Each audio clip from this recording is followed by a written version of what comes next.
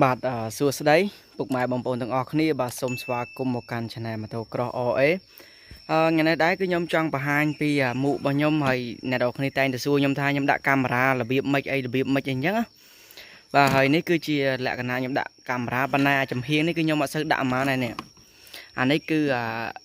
e-gain ទេគឺខ្ញុំអត់សូវប្រើវាប៉ុន្មានដែរហើយអ្នកនរគ្នាសួរខ្ញុំថាមុខម៉េចបានទិញមកបានដាក់កាមេរ៉ាកើតក៏ពិតមុខអីក៏ដោយគឺយើងដាក់កាមេរ៉ាបានដូចគ្នាដោយសារតែខ្ញុំប្រើកាមេរ៉ា GoPro ហើយវាទិញមកវាមានជួរបិទនេះតែម្ដងសម្រាប់យើងដាក់នឹងមុខគឺយើងមាននឹងតែម្ដងហើយខ្ញុំបិទឡាយនេះមួយហើយចំហៀងមួយហើយនឹងជើងដែលខ្ញុំចាប់កាមេរ៉ាមួយទៀតគឺអានេះគឺដាក់នឹងចកាគឺ Telesin ក្រុមហ៊ុន Telesin ដែលយើងដាក់នឹងនេះកន្លែងនេះដាក់កន្លែងនឹងមកយើងដាក់ហើយវាមានមួយឈុតវាទិញមកគឺមានប៉ុណ្ណាមួយឈុតវាអ្នកនរគ្នាបាទទិញមកគឺវាមិនមានប៉ុណ្ណឹងហើយខ្ញុំនឹងពិបាកតិចដោយសារខ្ញុំថតទូរស័ព្ទហើយខ្ញុំកាន់អញ្ចឹងគឺវាពិបាកតិចបាទហើយអាហ្នឹងគឺអញ្ចឹងគឺយើងអាចដាក់ជាមួយនឹងមុខក្រោះក៏បានមុខស្ពណ៌ក៏បានដែរហើយសម្រាប់កាមេរ៉ា e-gain ក៏អ្នកនរគ្នាអាចប្រើបានដែរប៉ុន្តែអានេះជើងចាប់របស់ e-gain ហើយនឹង GoPro ក៏វាខុសគ្នាអ្នកនរគ្នាអាចឃើញបាទនេះe-gain នេះ GoPro ហើយយើងច្រឡំយើងហើយយកអា GoPro មកដាក់មួយ e-gain នេះអីគឺវាខូចហើយយើងអាចប្រើបានទេប៉ុន្តែជើងនេះអ្នកនរគ្នាអាចឃើញជើងកន្លែងនេះគឺជើងរបស់ GoPro ទេខ្ញុំយកមកចាប់អានេះបានបាទហើយជាមួយទៀតគឺខ្ញុំនឹងយកអានេះដាក់ឲ្យអ្នកនរគ្នាមើលហើយដាក់នៅខាងមុខគឺពេលយើងជិះម៉ូតូគឺគេពេញនិយមច្រើនគឺគេដាក់នឹងចកាគឺគេដាក់នៅខាងលើពីចំហៀងអីគឺគេអត់សូវប្រើមកគេដាក់កន្លែងហ្នឹងហើយសម្រាប់មុខក្រោះគឺយើងដាក់អញ្ចេះដាក់បច្រាស់អញ្ចេះវិញនឹងបានយើងថតទៅឃើញស្អាតយើងដាក់ខាងលើអីវារៀងខ្ពស់មិនមែនថាអត់អីយើងអាចប្រើបានប៉ុន្តែវារៀងខ្ពស់អញ្ចឹងហើយខ្ញុំកំពុងតែចង់ទិញជើងជ័រនេះជើងចាប់មុខហ្នឹងយកមកបិទនឹងមុខនេះទៀតដោយសារឥឡូវខ្ញុំអត់ទាន់មានទេយើងយកមកចាប់ខាងលើយើងមកដើម្បីយើងដាក់ភ្លើងឬក៏កាមេរ៉ាអីងាយស្រួលយើងថតហើយអានឹងមានដាក់ចំហៀងទៀតប៉ុន្តែឥឡូវអត់ទាន់ដាក់ទេអ្នកនរគ្នាតែងតែសួរខ្ញុំច្រើនសួរគេដាក់មិនឥឡូវអ្នកនរគ្នាឥឡូវខ្ញុំថតឲ្យច្បាស់ឲ្យអ្នកនរគ្នាបានឃើញគឺគេដាក់អញ្ចឹងហើយជ័រនេះគឺស្វិតល្អមែនតើរបស់ GoPro គឺវា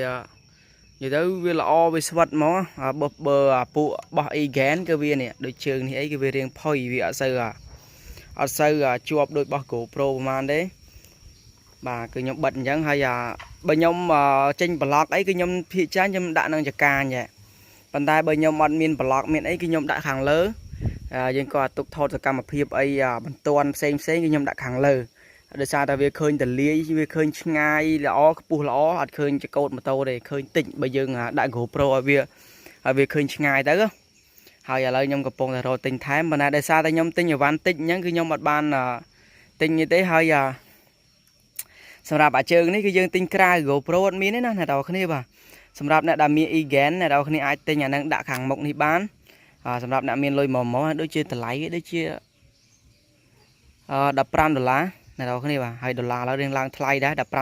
ណ្ណឹងហើយយើងយក GoPro មកអីយើងយក e-gain មកដាក់បានហើយឥឡូវគឺខ្ញុំនឹងបិទឲ្យអ្នកនរគ្នាមើល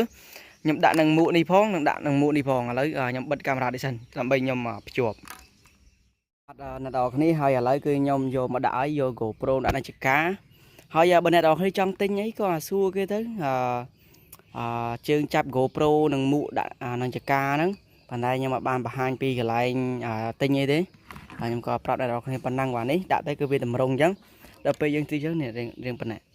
ហើយសម្រាប់ GoPro យើងអាចដាក់ត្រឡប់វាមកខាងក្រោមក៏បានដែរយើងត្រឡប់វាមកខាងក្រោមក៏បានស្រួលចុចហើយឲ្យវាឃើញទេសភាពរៀងគួរសមប៉ុន្តែខ្ញុំដាក់ប៉ុណ្ណេះទៅដល់កាលណាយើងធ្វើឲ្យវាឃើញឆ្ងាយទៅគឺវាល្មមស្អាតហ្នឹងសម្រាប់មួកស្ពណ៌មួកអីក៏ដាក់បានដែរអ្នកនរគ្នាបាទมันសំខាន់ថាមួកស្អីទេឲ្យតែយើងទិញមកយើងចាប់នេះយើងរឹតវាអញ្ចឹងមកនេះខាងក្នុងយើងរឹតវាអញ្ចឹងមកនេះវាមានខ្សែមានអីវារឹតអញ្ចឹងបាទហើយអ្នកនរគ្នាសួរខ្ញុំមកថាទិញមួកមកអីបានមានកាមេរ៉ាមកស្រាប់គឺអត់មានទេគឺមានតែ GoPro ឬក៏មកអីផ្សេងដែលមាន accessory សម្រាប់ជាប់នឹងមួកបើទិញមួកឲ្យមានកាមេរ៉ាគឺអត់មានទេបញ្ជាក់អ្នកនរគ្នាបាទហើយអានេះសម្រាប់មួក Royal នេះខ្ញុំដាក់កាមេរ៉ាភាគច្រើនគឺខ្ញុំដាក់នឹងចកាប៉ុន្តែដល់ពេលខ្ញុំចេញប្លុកចេញអីបាទខ្ញុំដាក់នឹងចកា bà hơi giờ lấy cứ nhom đọc biển đi đã nào nìm đó lấy nhom bật sân này đó cái này là cứ nhom bàn là chuột hay này nè telesin là đã chỉ ca mụ đấy cứ dương đã bán cụm mụ này đâu này khơi còn thằng đấy nhom bật ra này mà hàng cào mình để xa tại mụ trái với copy mụ sport này về riêng spike này về riêng sưu vậy nhá hay dân coi do camera ta đã đấy nè về miền là chơi với mặt play ra mà đòn hai anh thương video này cứ bà hai anh này tặng ở này score lấy lên nhà lên ngào đây bà này chua bói bà này nè đâu khi ai khơi nhòa nè cứ dương đạn dân bây dương chìm tàu thoát đó hồi vậy ní igen dương ai vô prao cho mùi accessory GoPro bán phần đáy ai vô chương bảo viên đi đạn năng GoPro đi bàn đây bà bởi chương bảo GoPro snap dương còn chùa bị hói nhưng ai đã ban thầm mà đá và ní ấy này đâu khi ai thọ đại anh nhân thân lấy cho mình vô anh ấy một đạn này á bà này đâu khi lấy cái nhom vô một đạn nàyคือយើងអាចដាក់បានសម្រាប់ igen ហើយនឹង accessory របស់ GoPro គឺ telesin គឺយើងយកមកដាក់ឲ្យនៅដាក់នាฬิកាទៅវាថតឃើញស្អាត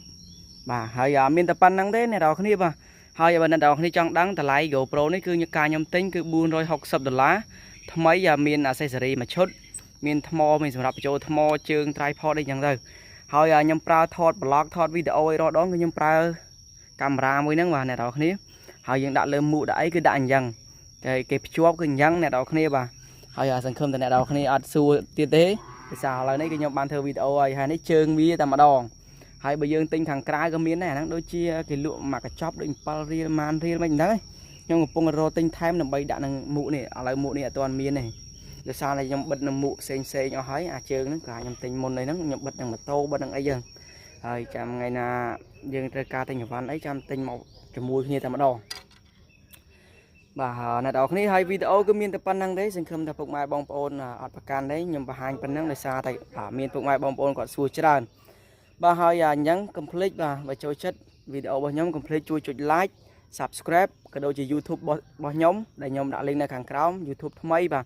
អ្នកនរគ្នាអាចចូលចុច subscribe ម្នាក់មួយផងអរគុណច្រើនបាយបាយទាំងអស់គ្នាហើយបើមានចម្ងល់កុំភ្លេច comment នៅខាងក្រោមបាយបាយ